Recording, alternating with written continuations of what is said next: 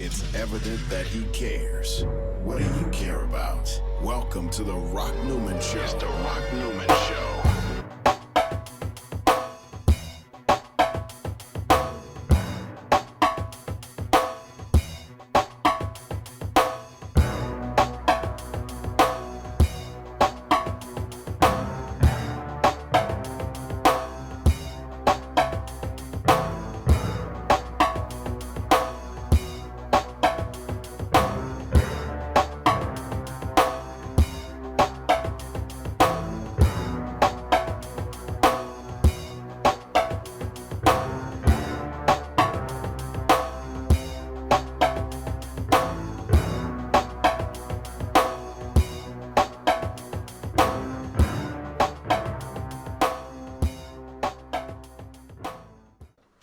Good evening, and welcome to another edition of the Rock Newman Show 2.0.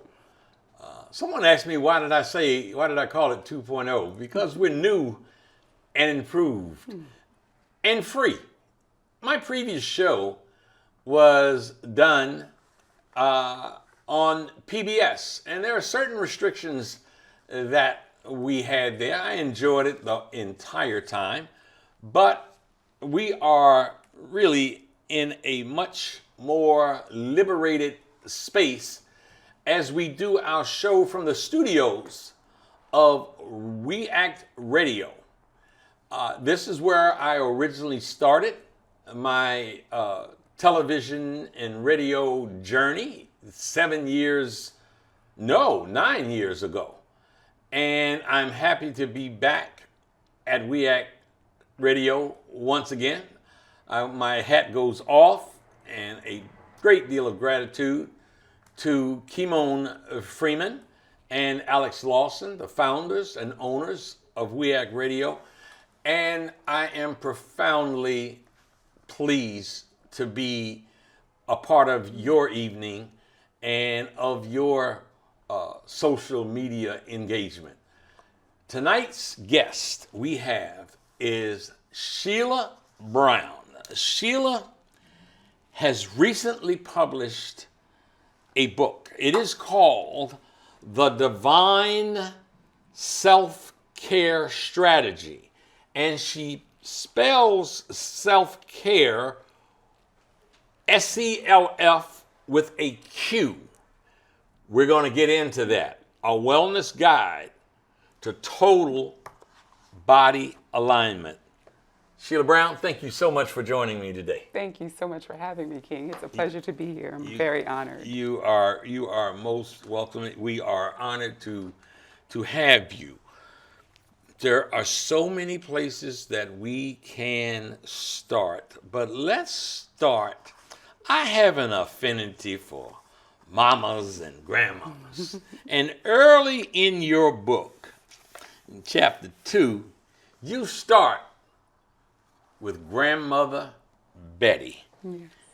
And in reading your book, the value of Grandma Betty to your life is immeasurable. Talk to us about Grandma Betty. Well, Grandma Betty is my matriarch. She's what I call my divine connection to the past. My grandmother was an amazing orator. She was an incredible storyteller. And what I didn't realize from the ages, probably as 5, is that the stories that enthralled me, that captivated my attention, were actually remedies that she shared with me that originated during our enslaved experience in this country, that were transferred and passed down all the way up to her and then to me. I didn't realize that she was communicating important values that our ancestors had, and that she was also ushering me into the medicinal legacy that inherently belonged to all of the women in my family. My grandmother was a healer for all intents and purposes. I didn't know it because every time I caught a cold, she had a remedy. Every time I had a tummy ache, she would pull out some herbal oil or something that would resolve the issue. And when she was communicating all the stories about tragedies, about blindness, about even sometimes what we refer to today as roots being put on people. There was this interconnected theme of freedom and health and a different way of taking care of our bodies. My grandmother was completely obsessed with my head, my womb, and my feet, which is what today guides the directions that I am teaching women to achieve what I call total body alignment by focusing on these 3 core aspects of a woman's body that will direct our attention towards not just our hair, but our head. So when you think about your head as a vehicle for self-care, then that kind of changes the dialogue, because a part of our head are these sensory organs that we oftentimes do more harm to than we do take care of. For instance, our eyes, one of the most important sensory organs. Our ears play a key role in our ability to not only move through the world, but to fulfill our divine purpose. Our nose, our sensory organ that connects us to the world, not just through the sense of smell, but a lot of what we taste and our tongue is related to our nose. And of course, our mouth. These 4 key areas of the body we often neglect and most of the times do more harm to. And one of the things that I bring attention to women in my book is that not with the spirit of judgment or with the spirit of arrogance, but just a mindfulness that before we introduce any of our babies to any kind of eye makeup or even makeup in general, can we teach them about the eye, about the nose, about the mouth, about the functions of the eye and how it's actually a muscle, and that these muscles operate in many ways just like a camera. And if I were, for example, to take some glue and say, you know what, your camera phone is on when you don't intend for it to be on, let me just cover it with some glue to protect you.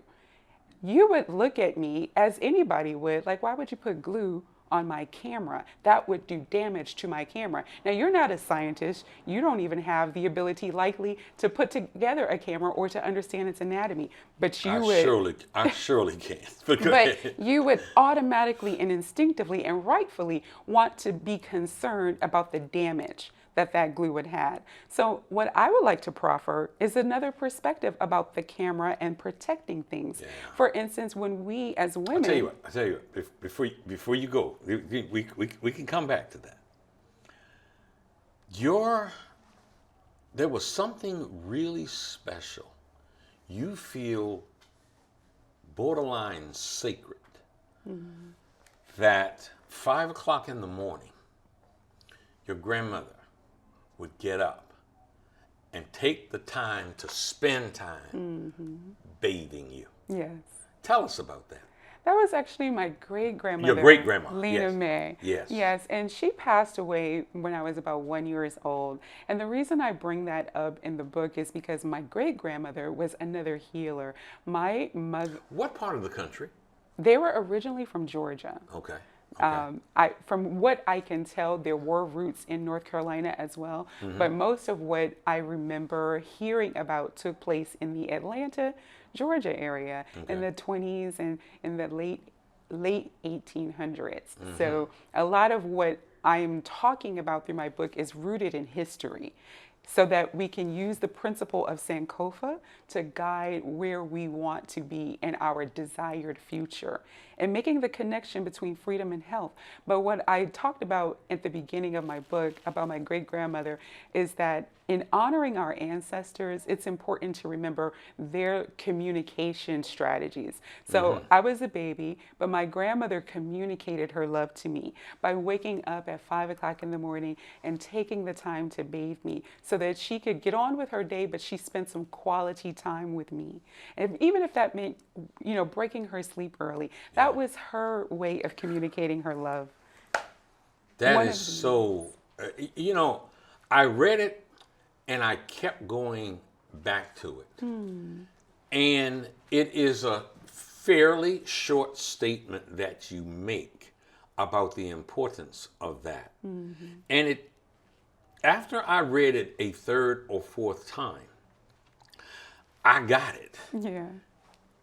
And my getting it made me, I still I want to communicate to my audience that part of what I hope to do is to inspire all, especially our people, with stories that are inspirational. So when I read the value, what you felt the value was, and what your great grandma felt, that act of getting up in the morning where she could be undisturbed in sharing time with you and caring for you is something that could and should and will be valuable to generations to come. And I want to say early on, you haven't said it yet, I'm sure we'll unpack it further, but when you took the time to write this extraordinary book, part of what you see yourself doing is writing it for your unborn grandchildren and great-grandchildren and great-grandchildren to come. Yes, King, and I'm so grateful that you brought that up because it's important. When I was tasked with the responsibility of communicating these ancient principles of healing, wealth, and the contributions that Black women, that women of African descent, that African women have made to not just the world of wellness, but to medicine and to the medical industry, we are benefiting from some of that wisdom and knowledge every single day, whether that was Onesimus, the African who taught the West about inoculation, the African tradition of introducing a weakened version of a disease by creating a small incision into the body and the flesh of the skin and introducing that and creating a long-lasting, lifelong immunity to disease. In fact, he did this in 1721 and literally saved the city of Boston from a yellow fever or a smallpox fever outbreak. And those are the kinds of things that we need to instill these lessons into our children. But yes, you're absolutely right. I did write this book from the perspective of a grandmother. And you can't tell, but in my mind's eye, I was around 86 years old, of course, beautiful and healthy. Yes. Right? Along with my principle about divine health, which I define as being in excellent physical condition, possessing a sound mind, and experiencing spiritual balance at any age, so that you can fulfill your divine purpose in life. And that's so important. And the themes in this book and the ancestors that I highlight in this book, particularly in chapter 3, marry this concept so well. And all of this was important because I didn't want to just say, dip your feet in water, wash your feet, take a potato, cleanse your eyes. I wanted to give a solid foundation upon which our children can do these exercises, knowing that they are rooted in history, culture, spirituality, freedom, and health. You know, I have a feeling that I could do my next 10 shows with you as with you after reading your book. Yes. With you as the guest. This book is so chock full of solid foundational information regarding health and wellness and spirituality. There's just no chance we'll get to it all now. I just want to continue to explore for our audience here tonight. I want to ask you something. Divine SelfQare Strategy, the Divine SelfQare Strategy. You use Q to as opposed to CARE. You use the Q. Why? Partly because I needed to distinguish myself from others in the market who weren't assigned the task of bringing history, culture, and spirituality and the appreciation for African womanhood into the equation. So I have a website where I make my products to help women facilitate what I call divine self-care. I want women to have their own spa at home, but I want my audience to be able to get to your website. We ain't scared or bashful. What's the name of your website? My website is Queendom Qare queendom.com. But Q is the way I spell care, and that's why I continued that. Queendom Qare. So it's .com. QUEENDOMQARE.com. So you will Queendom distinguish Care with me the by Q. the Q. Yeah. So the self-care, the Queendom Care, and that's my particular way of communicating that you're dealing authentically with the healer of Divine SelfQare Strategies, who helps you achieve total body alignment. You use the word that you have been assigned to do this. What does that mean? It means that this book was sacred for me. It's a part of one of the many goals and missions that I was sent here to do. I, like Queen Mother Harriet Tubman, believe that life is full of purpose, and that in order to fulfill our divine purpose, we need to have healthy bodies. For example, Mother Harriet could not have facilitated, she would not hold the title today of the most efficient conductor of the Underground Railroad if she had been as unhealthy as I was just back in 2016, where I could barely move out of my bed, or I could hardly sleep, and I felt like I was on the brink of a heart attack. If Mother Harriet Tubman was dealing with obesity, chronic heart disease, sugar addiction, mental imbalance, we would not know the world as we know it today. Not only did Mother Harriet Tubman save the lives of directly the people that she saved from freedom or helped to self-emancipate, but she literally strategically provided an advantage for the Union Army during the Civil War. That has massive implications that reach far beyond the 300 individuals that she personally claimed that she saved, and beyond the people that she saved, the 700 in South Carolina, from slavery during the Civil War itself. But it implicates all people.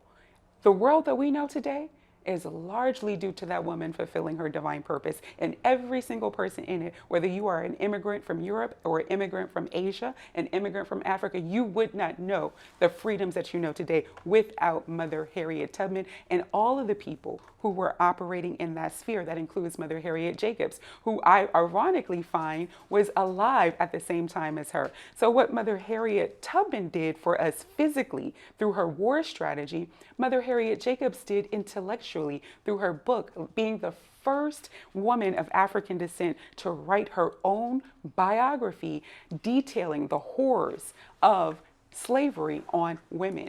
But in that book, she also gives us more clues about African Black women, or women of African descent, or indigenous women, period, our relationship to the earth, the fire, the air, and the water, and how we took care of our bodies when the medical industry was our chief enemy, how we had remedies for things like snake bites. See, a lot of people don't realize that in the early part of the 18th century, 19th century, one of the chief injuries were snake bites. And another injury I described that my grandmother had was oftentimes stepping on things that pierced through the bone and the skin, and having to deal with that, right? That creates tetanus. Our ancestors had powerful approaches to dealing with these, and they often did it with just things that were available to them in the household. It's absolutely incredible. So what I found, go ahead, you want to say? Oh, well, if I want to say something, it's this. You speak reverently about Harriet Tubman. I noticed on my Facebook feed, it was either yesterday or today, it's within the last few days, I did a post that I had traveled over to Eastern Maryland, and I saw the plaque honoring, paying tribute to Harriet Tubman, where she grew up, and the farm where she allegedly was hit by the anvil, which caused her problems later on. So sometime after that, shortly after that, several years ago, I saw it in my memory on Facebook in the last few days. I said, Muhammad Ali I saw that. impacted me personally more than any other human being. That's just real. That's real. And that being acutely aware and a student of Nelson Mandela and his struggle for 27 years helped infuse me with a sense of just don't give up, just perseverance. And I mentioned Harriet Tubman. I saw that. That I thought that over the last 500 years of history was the most fascinating individual that I'm aware of. She's incredible. And I tell you, I get really excited when I hear people say something like, oh, all we ever get is Harriet Tubman and Dr. King and Frederick Douglass. That's all they get. I would like to say that we need to slow down with that because we don't know these people the way we think we do. I've discovered so many beautiful insights that just these 4 individuals left us, but it only occurs when you read their poems, their writings, their speeches, their Negro spirituals together as an intertext. And what I found was the answer to a question I asked the Creator, because I was frustrated, just like everyone else, seeing all of the atrocities, all of the violent onslaughts taking place against Black men and Black women in particular in this country at the behest of the government. And what I said was, Father, Divine Creator, how is this fair? How are we to overcome our enemies? How are we to survive? How are we to overcome oppression? And the answer that I got was the same way your ancestors did. And I was like, okay, well, what does that mean? What do that mean? What did they have to combat this massive amount of technology that is being waged against us, not only militaristically, but now medically? And the answer was air, fire, earth, and water. Let me, boy, you're just getting me excited. I mean, I was excited as I was reading the book. And so I'm going to kind of hodgepodge and jump around here, problem. As it comes to me. But when you talk about that, it reminds me of a passage where you talk about the government apparatus, which in a narrow space was headed up by someone very familiar to those of us who think about the civil rights movement and the struggles in the South. And that someone is Bull Connor. Yes, sir. And you juxtapose a Bull Connor with a Martin Luther King. And you talk about Bull Connor becoming a steer. Yes. And somewhere in there, you use the term trans-psychic. Physics. Trans-physics. Yes. Yes. Unpack that for us, please. Okay, King. This is probably one of the biggest, powerful pieces of revelation that I got while writing this book.